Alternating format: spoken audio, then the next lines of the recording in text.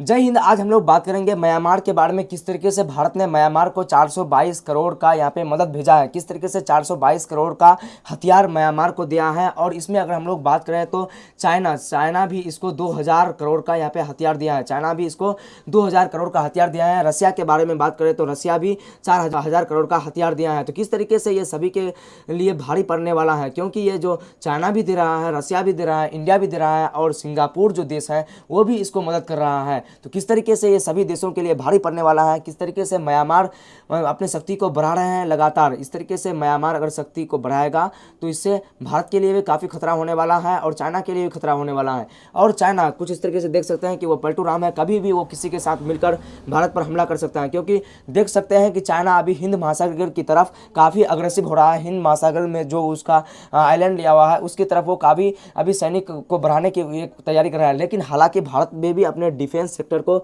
आगे बढ़ाया है। भारत भी लगातार इसको लेकर अग्रेसिव है, भारत भी इसको लेकर लगातार काम कर रहा है। क्या कर रहा है? भारत भी इसको लेकर लगातार काम कर रहा है। तो चलिए इस न्यूज़ को हम लोग समझते हैं कि म्यांमार को किस तरीके से भारत ने 422 करोड़ दिए हैं, यानी 51 मिलियन यूएस डॉलर दिए हैं। और किस तरीके से यहाँ पे यूनाइटेड नेशन यहाँ पे भड़क उठे हैं भारत पर, चाइना पर और कुछ इस तरीके से रसिया पर, जो भी इस देश का मदद कर रहा है उस पर भड़क उठे हैं। तो चलिए हम लोग उसको बाद में देखते हैं। यहाँ पे सबसे पहले बात कर लेते हैं कि किस तरीके से 422 करोड़ 2021 से 2023 के बीच कितना हथियार दिया गया है। 422 करोड़ का यहाँ पे हथियार दिया गया है। किसके द्वारा दिया गया है? भारत के द्वारा दिया गया है 2021। अगर हम लोग बात करें कि म्यांमार में अभी किसका शासन है, तो म्यांमार में अभी सैनिक शासन है।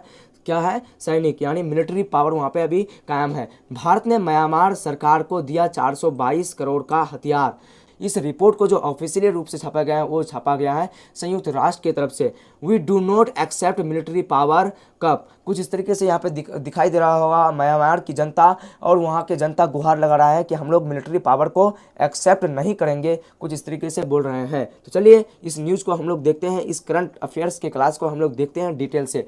भारत ने म्यांमार सरकार को 422 करोड़ के हथियार भेजे हैं। संयुक्त राष्ट्र हैं इसके खिलाफ। हम लोग देखते हैं किस तरीके से इसके खिलाफ है। We want accept military coup, कुछ इस तरीके से जो ये है म्यांमार है, ये मिलिट्री पावर को एक्सेप्ट नहीं कर रहे हैं। संयुक्त राष्ट्र की एक रिपोर्ट के अनुसार फरवरी 2021 में म्यांमार में तख्ता पलट के बाद भारत म्यांमार की सेना को 422 करोड़ इंडियन रुपीस में, कुछ इस तरीके से होता है, इतने के हथियार भेजे हैं।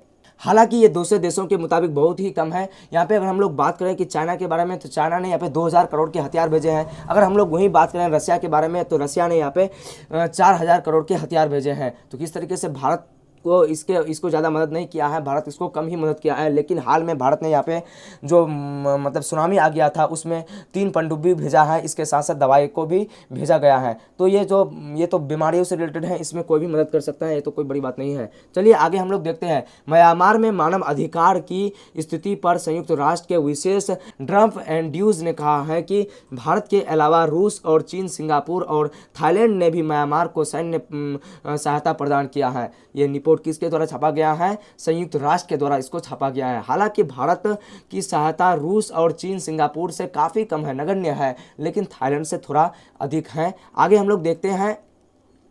आगे कुछ इस तरीके से म्यांमार की सेना को हथियार देने के मामले में रूस सबसे आगे है। देखिए रूस सबसे आगे है, रूस को लेकर हम लोग को फिक्र होना चाहिए, क्योंकि रूस यहाँ पे सबसे आगे है। 2 साल में रूस ने, देखिए 2021 से 2023 तक 2 साल में रूस ने 4000 करोड़ रुपए के हथियार भेजे हैं। वहीं 2000 करोड़ के हथियार उन चीन के तरफ से भेजा गया है। देखिए चीन की तरफ से 2000 करोड़ का भेजा गया है, चाइना की तरफ से भेजा गया है कितना? 2000 करोड़।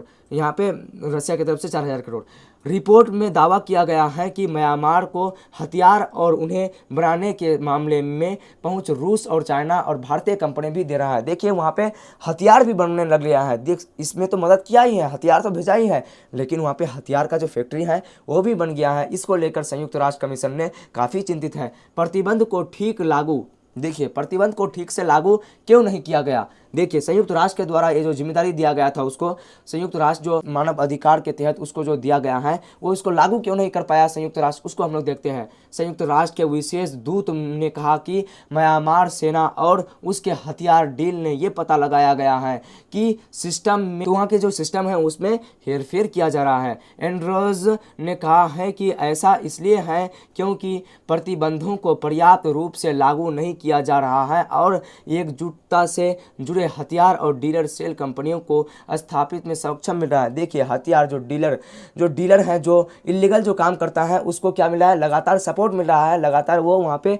आगे बढ़ रहा है। म्यांमार का जो सरकार है उसके द्वारा, सैनिक जो है उसके द्वारा उसको छूट दिया गया है। यूनियन रिपोर्ट के मुताबिक रूस हथियार कंपनियों और अभी तक 46 मिलियन डॉलर के हथियार उपकरण भेजे हैं। अगर वही हम लोग चाइना के बात करें तो 154 मिलियन डॉलर भेजे गए हैं। अगर हम लोग आगे बात करें सिंगापुर के बारे में तो सिंगापुर यहाँ पे कितना भेजा है, यहाँ पे 254 यानी 254 मिलियन डॉलर के हथियार यहाँ पे भेजे हैं। अगर हम लोग भारत के बारे में बात करें तो भारत 51 मिलियन डॉलर के हथियार भेजे हैं। थाईलैंड यहाँ पे सबसे कम भेजा है, थाईलैंड 28 मिलियन डॉलर के हथियार यहाँ पे भेजे हैं। रिपोर्ट के मुताबिक म्यांमार को हथियार बेचने में चीन, रूस और सिंगापुर कंपनियां शामिल है। ज़्यादातर चीन, रूस और सिंगापुर शामिल है। भारत को इससे कोई भी मतलब परेशानी होने वाला नहीं है। भारत तो थोड़ा बहुत दिया है यहाँ पर।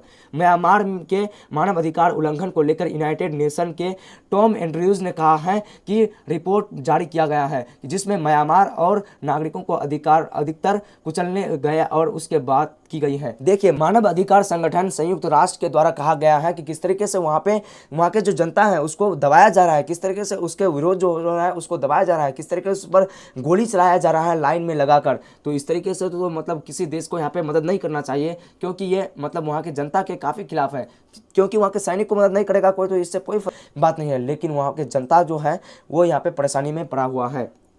म्यांमार में जिस किस्म के हथियार की सप्लाई की गई है उनमें डबल यूनिट टेक्नोलॉजी में भी शामिल किया गया है। क्या है, डबल यूज टेक्नोलॉजी, यानी दोबारा इसको यूज किया जा सकता है। और भी इसके कई खासियत है, इसको हम लोग देखते हैं। तो कुछ इस तरीके से यहाँ पे नए हथियारों के निर्माण के लिए भी क्या भेजा जा रहा है, पैसा भेजा जा रहा है। नए हथियार का निर्माण भी हो रहा है 2021 के बाद मतलब भेजी जा रही है, जब इसमें सैनिक शासन आ गया, उससे पहले नहीं भेजा जा रहा था। फरवरी में म्यांमार की सेना, जिसे झूठा कहा जाता है, उसने देश की सरकार को तख्त पलट कर दिया था। क्या कहता है, झूठा कहा जाता है, देश की सरकार को तख्त पलट कर दिया और उसके बाद सेना शासन लागू कर दिया गया।